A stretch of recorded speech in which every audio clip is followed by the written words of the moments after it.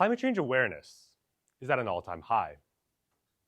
In fact, 84% of high school students express concerns for climate change. But here's the part that should make all of us pause. Although 84% of students express concerns about climate change, only 20% are actively involved in climate initiatives at their schools. And only 10% are actively engaged in climate initiatives within their communities. Sometimes the endless doom and gloom narrative around climate change makes people tired of all the gloomy and all the doom and all the gloom that's happening around the world. I'm sure you guys have all heard about Greta Thunberg, and she's done a great job with climate activism and protesting. Yet not everybody is interested in activism and protests. So it's not that people don't care. It's that climate action hasn't been made personal or actionable enough. When I first started out talking to people about climate change, I thought my job was to convince people it's real, convince people it's urgent, convince people we have to act. But over time, I realized that people don't need to be convinced. They need to be connected to something that's truly meaningful to them. For me, that connection started with something deeply personal. For the past 15 years, my grandfather has had Alzheimer's disease. Watching someone you love slowly lose their thoughts, their emotions, their sense of self, it changes you. And like many people, I searched for solutions. And during that search, I came across something that completely changed my perspective. More and more research is linking increased rates of Alzheimer's disease to climate change through air pollution and extreme heat. Suddenly, climate change wasn't just a distant issue. It was something intimately close to me. It was about my family, my grandfather. And that realization took me all the way to COP28, where I spoke on a youth panel called Youth Voices from Around the Globe. I spoke about climate change and Alzheimer's disease and how climate action is not just an environmental emergency, but also a public health emergency. And yet, even after speaking on global stages, I found that people often tuned out when they heard the word climate. For youth, we're thinking about getting ahead, getting into college, getting a job, standing out in the world, and ultimately how to navigate a complex world. And sometimes there isn't room for climate change. And so I shifted my approach. I stopped trying to get people to join the climate movement.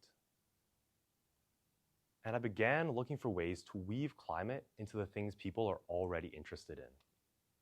For a friend obsessed with coding, this would be climate and AI. For a classmate who likes art, we explored sustainable art. For local farmers, we talked about growing food and how healthier soil contributes to a healthier planet. I wasn't trying to convince them. We were simply having conversations. Because once people realize that climate change connects to their needs, they don't need to be pushed. They step forward on their own. And this is the core belief behind my youth-led organization, 1 Degree Cooler. Just last month, that vision came to life. 1 Degree Cooler, along with UN Canada and Gen AI Genesis, led Canada's largest AI hackathon.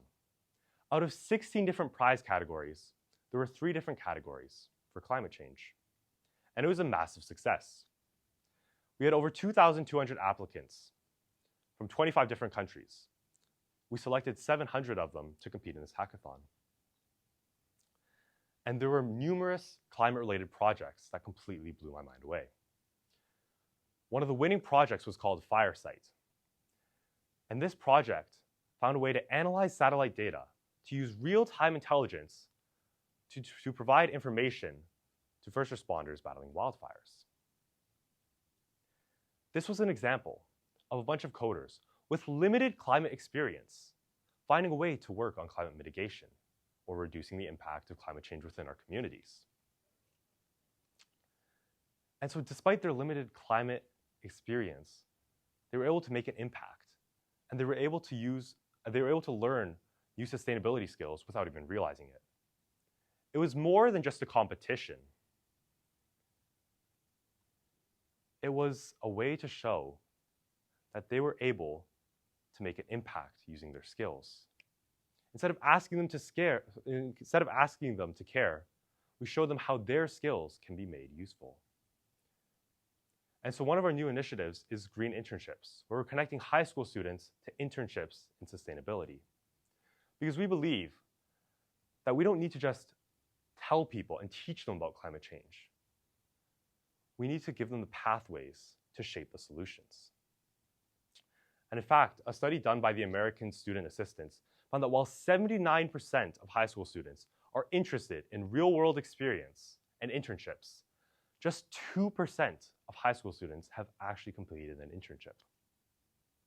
So to close this gap between climate awareness and climate action, we need to be able to stop asking people to get involved and instead show them the on-ramps. This is a shift the climate movement needs. From guilt to imagination, from awareness to action, and from convincing to creating connection. Because people don't need more reasons to feel afraid. They need more reasons to feel like they belong in part of the story.